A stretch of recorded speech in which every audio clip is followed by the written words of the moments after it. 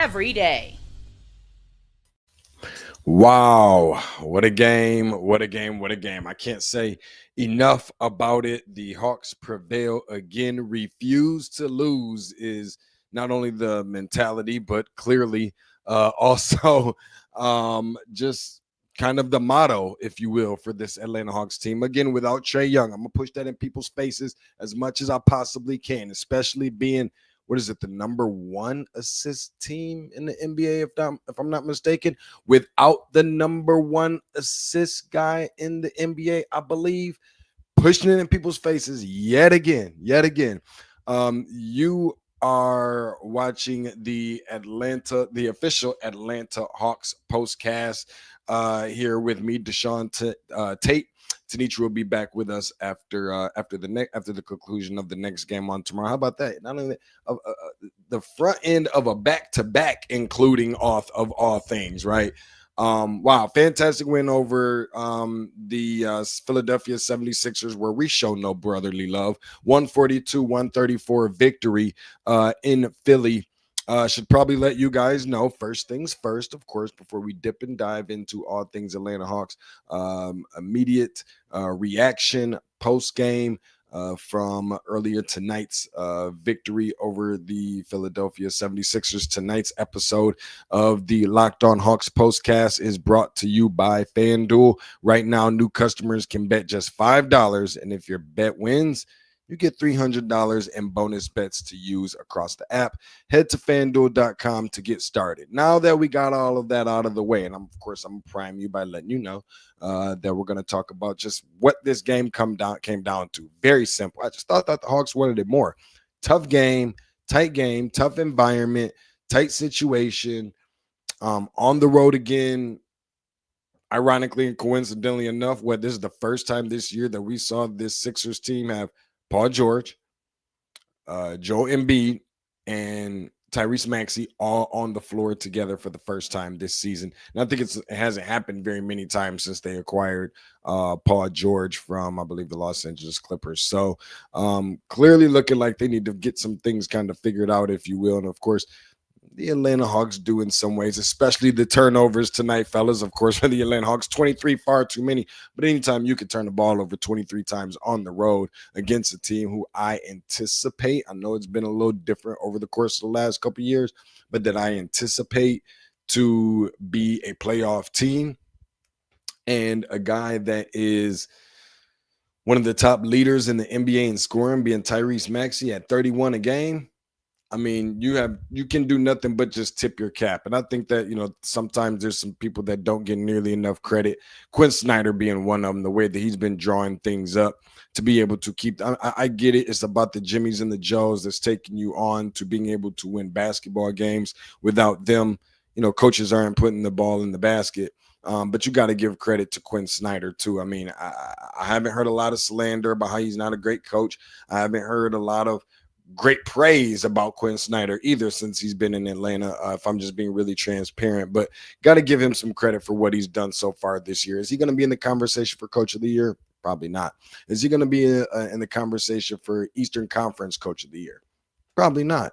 But what he has been able to do, what they have been able to do when the chips are stacked against them, and with, being without your star player, not only that, but being without the guy who everybody felt like, oh, we finally got a big.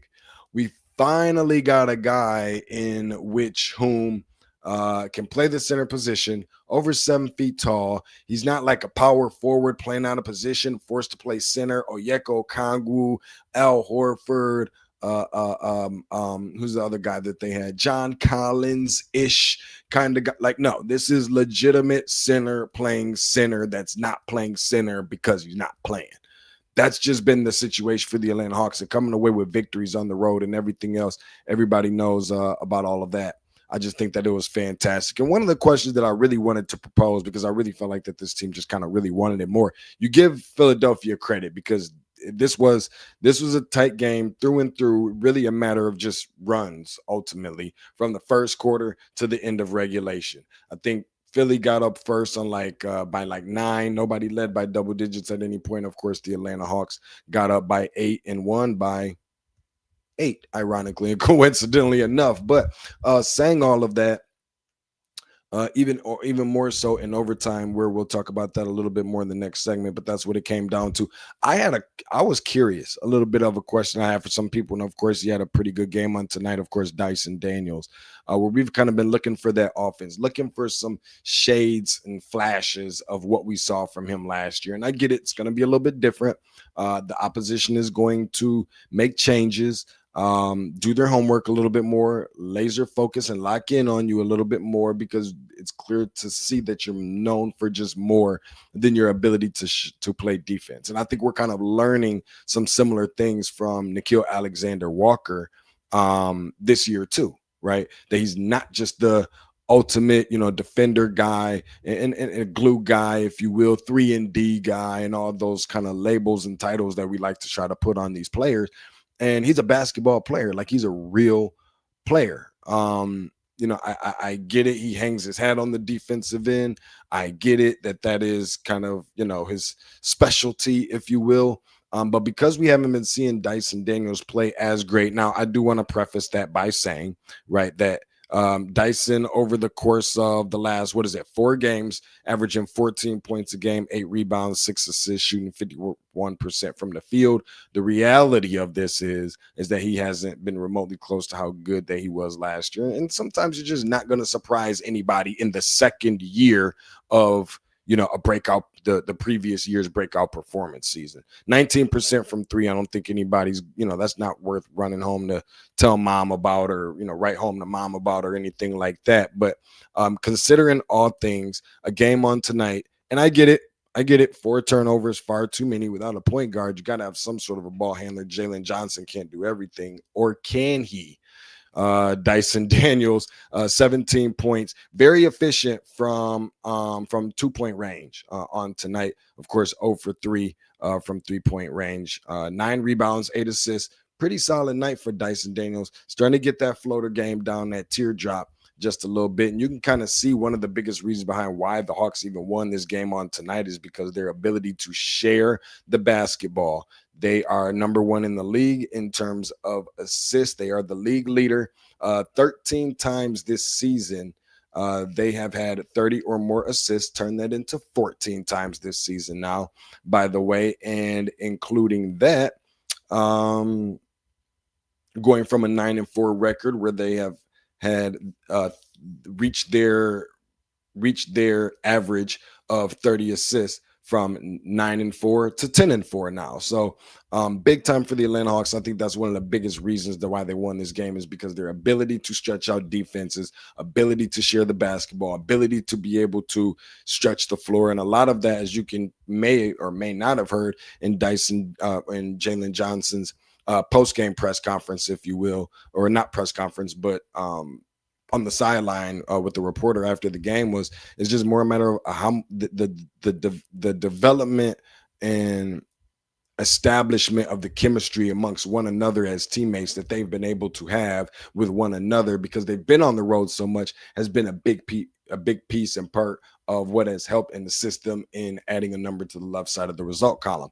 Got to give credit to them, because it's clearly showing on the basketball court that they're spending so much time together, learning everybody's strengths, weaknesses, all of those different things throughout practices and so forth, and really learning where everybody likes the basketball, and is showing when you decide to be able to share it at such a high clip like the Atlanta Hawks has been able to do this season. So swept Philadelphia on last season, off to a really good start against them. But I wanted to finish this up and saying this about Dyson before we jump over and kind of talk a little bit more about tonight's game, including getting to the turning point after we pay some bills. But Dyson Daniels has had his hands full, not only all season, but even recent games, including tonight, including the last game, and of course the next 3. Of course, I know that he's not going to be guarding Jokic, in the 5th of the 5-game stretch that I'm going to mention here. But think about this: Donovan Mitchell in the last game, who's averaging 30 points a game, right? 5th in scoring in the NBA. That's Dyson Daniels' number 1 priority. Tyrese Maxey tonight, averaging 31 points a game. He's 3rd in scoring in the NBA. number one priority for Dyson Daniels right there. Cade Cunningham, which we saw them play them a week and a half, about 2 Tuesdays ago, something like that. I believe that was on the 20 something, doesn't matter the date, regardless. 28 points per game for Cade Cunningham. He ranks ninth in scoring. Dyson Daniels, primary defensive mentality and role and just responsibility, if you will, to be able to guard him. James Harden is going to be coming up after the Pistons game on tomorrow.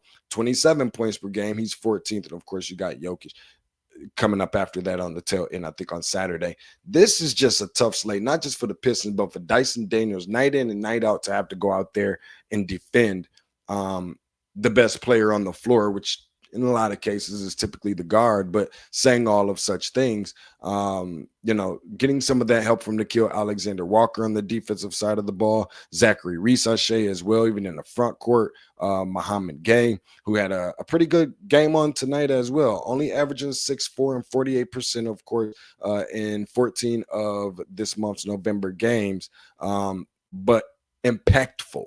I think we can all say the energy, and I think that he kind of gives that off a lot of times on the defensive end, occasionally on the offensive end. Zachary Risachet on the offensive end, occasionally on the defensive end. I like the way those two can kind of swap in and out. 13 points, only 2 missed field goals for Gueye on tonight, 50% from three.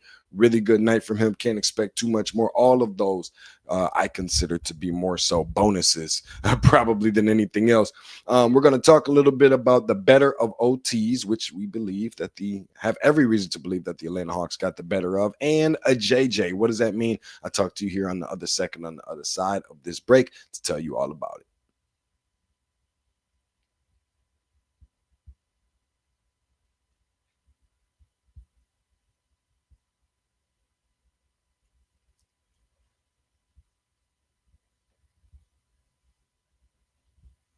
This episode of the Atlanta Hawks Postcast is brought to you by Prize Picks.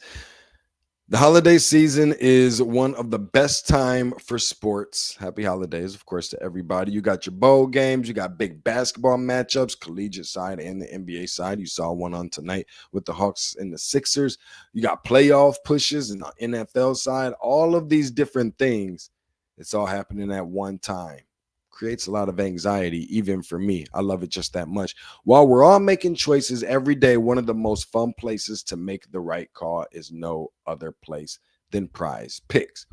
Has an extra layer of excitement to the holiday sports schedule. Creating lineups take less than just a minute, and the app makes the whole process smooth and intuitive for you, me, for everybody. You can even choose from huge range of unique stats, fantasy scores, field goals attempted, free throws made, turnovers, whatever is happen to be your strategy.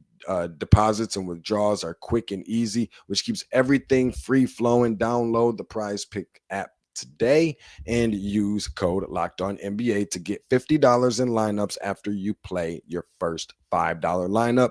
That's code LOCKEDONNBA to get $50 in lineups after you play your first $5 lineup. Again, that's code LOCKEDONNBA, LOCKEDONNBA. Prize Picks. It's good to be right.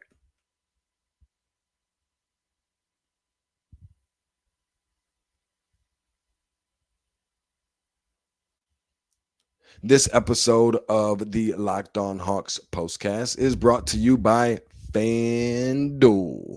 NFL Sundays move fast, very fast. Today was just one example of it. One big play and suddenly everything feels so much different. That's what makes live betting with FanDuel so exciting. You're not just watching the game, you're reacting to it in real time. With FanDuel, you can place bets as the action unfolds. Every drive, every momentum, swing, every highlight moment.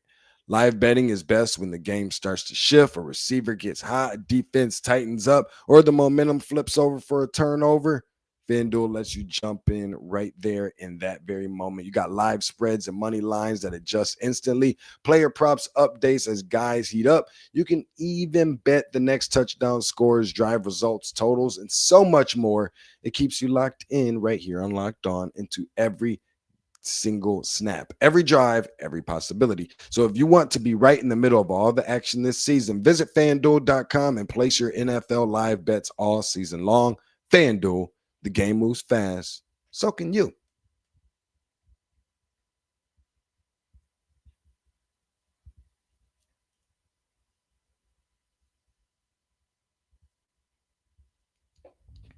Sticking with you guys right here, at least for the next 5 or 6, 7, 8 minutes, somewhere right up in that range. Is getting kind of hot, man. Really excited about what the Atlanta Hawks is doing. Seems like it's only a 2-game. Seems like it's only really a 2-game win streak. I believe 2 or 3 game win streak for the Atlanta Hawks. Or 2 game now, if you can call such things a win streak. But doing so in the fashion that they have, I thought was fantastic. I really feel like in order for the Hawks to come away with tonight's win, they needed a collective effort on defense, and not just anything necessarily ridiculously crazy, but they needed to contain all the guys. And that's something I thought was going to be really difficult for them to do because there were so many that can really beat you.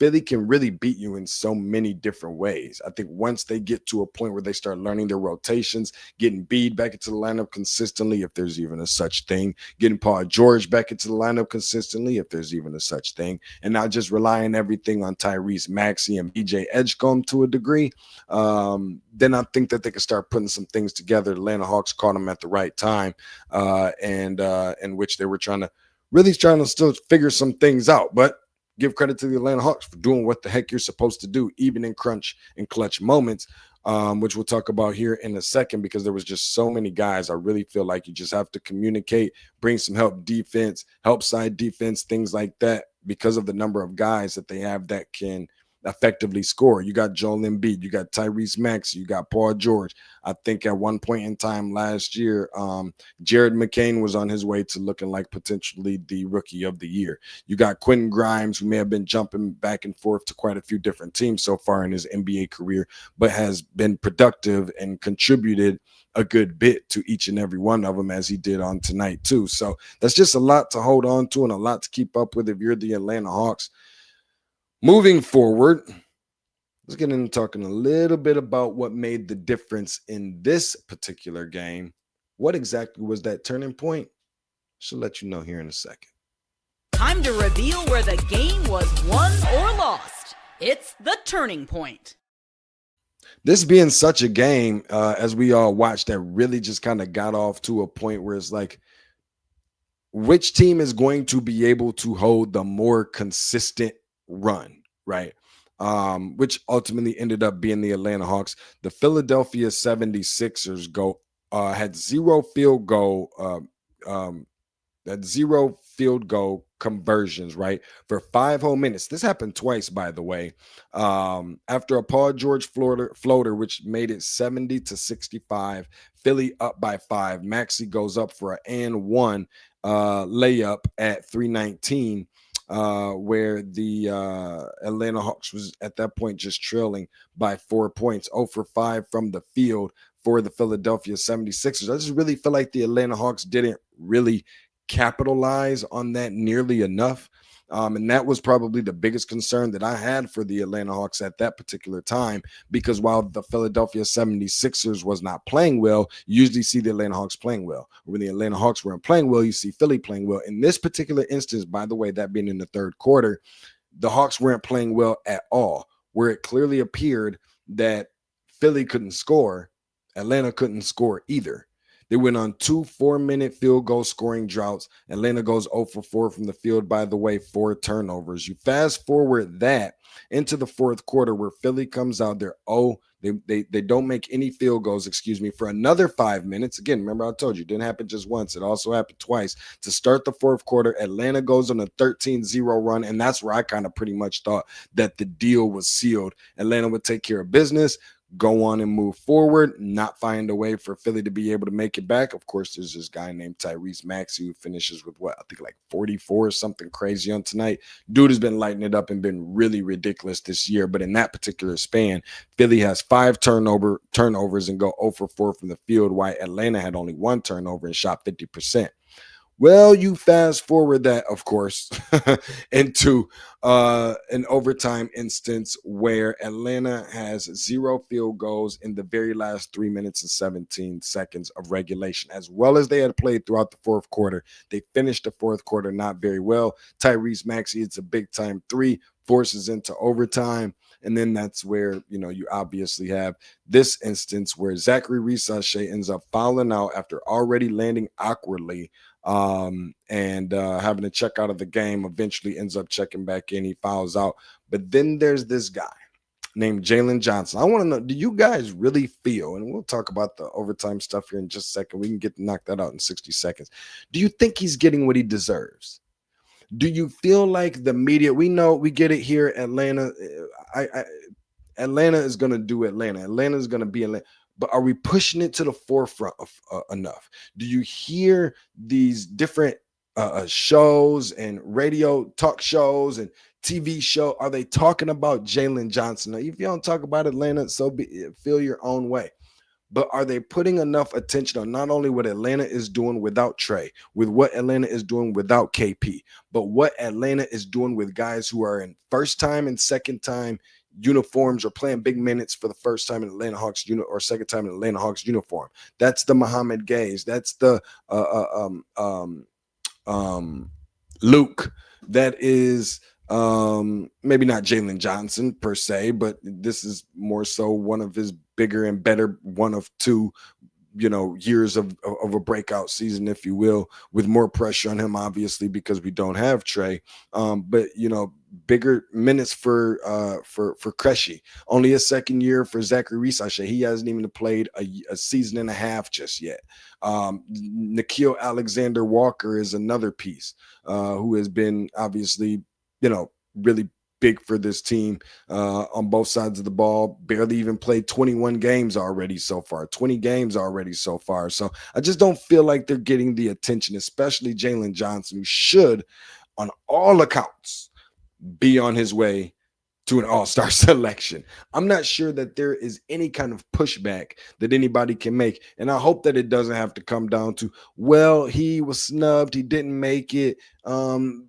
But you try to use that as motivation. They put somebody else in. Now he's a replacement guy. He should be, I don't know if going on the first ballot thing and all that, but he should be right there as one of the guys that should be a solidified, no questions asked, hands down, hand over fist all-star selection this year. If not, I don't know what one looks like. We'll fast forward real quick. In overtime, I felt like the offense got a little bit stagnant, probably for both teams, especially for the Atlanta Hawks.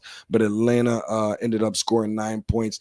3 out of their 4 converted shots were assisted on. And I think that's what ultimately catapulted them and pushed them into 2 overtimes. In that span, of course, Philadelphia, Tyrese Maxey missed 2 consecutive free throws, where Jalen Johnson, after missing 2 earlier in the night, converted on his 2 free throws. People make this free throw thing out to seem so easy. You're on the road and you're out there on the island. You're not in rhythm, because that's just typically running, catching the ball, whatever, shooting it. The crowd is cheering. You're waiting on the referee, while you're on that island to give you the ball. And this is for game right here. And you knock down and ice it. Something that Tyrese Maxey, who was having a fantastic night, just could not do. Obviously, it goes into 2 overtimes. And of course, last but not least, the turning point being Nickeil Alexander-Walker, which nobody pays attention to this particular piece, because everybody talks about Jalen Johnson's great night, in which it was a new career high, 41 points, 14 rebounds, 7 assists, 50% from the field, from 3, all of that good stuff. But Nickeil Alexander-Walker in that second overtime went in for a layup and missed it. Followed up his shot, got the offensive rebound, then got fouled, sent to the line, and converted 2 free throws, where Atlanta also shot 50% from the field. I thought that was collectively my turning point. One of those things that people just won't give enough credit to. You have to kind of go back and see the way that Nickeil Alexander assisted in icing that game, and assisted in icing a game earlier. What was it? I think last week, with the steal at the end of regulation. So 3 turnovers by the Philadelphia 76ers there at the end of the second overtime. And that's pretty much how we got here. Appreciate everybody, man, for joining me, showing some love. I'm overly grateful. Another Hawks victory. Also for, subscribing, making the Locked On brand the #1 sports podcasting network. Overly gracious and appreciative of all of such things. Continue to keep it locked right here at the conclusion. After every single Hawks game, we're right here to break down all the action. Can't wait for tomorrow to have Tanitra back with me. We'll break down everything with hopefully the win, fingers crossed, over the Detroit Pistons. Coming up next, Locked On Hawks podcast with my dude Brad Rowland. Keep it locked right here. He got some really cool stuff to share with y'all and some great breakdown of tonight's action. Talk to you then. Peace up. A-Town down.